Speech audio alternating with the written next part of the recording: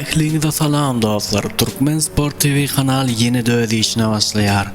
Eger-de kanalymyza agza bolmadyk bolsaňyz kanalymyza agza bolup we şu videoň aşagyna birje like basmaňyzy sizden haýyş edýär.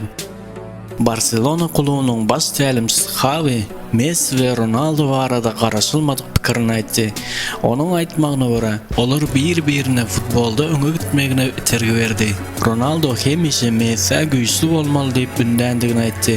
Xavi'niň aýtmagyna görä, olar meniň bu pikirime goşulmazlygy mümkin.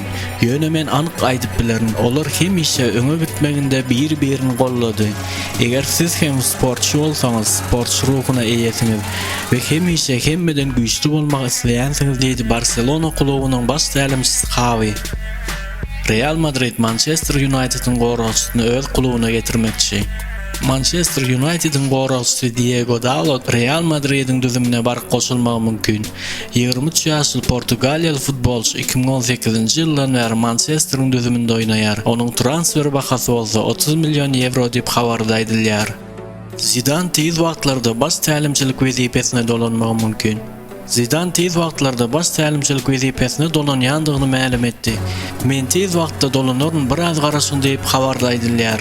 Fransiýaly tälimçi Real Madridde işleýän wagtlarynda 2 ýyllyk Ispaniýa çempionu, 3 ýyllyk Çempionlar Ligasynyň ýeňiçisi boldy. Şeýlede 2 ýyllyk klublaryň arasynda geçirilen Jahan Kubogy we UEFA Super Kuboklaryny Real Madridde getirendigi aýdylýar. Aristokratlar Cristiano Ronaldo'nu öz düzümine goşmagy taýýar. Portugaliya we Manchester United forwardy Cristiano Ronaldo kışky transferler wagtynda Chelsea'ň düzümine baryp goşulmagy mümkin.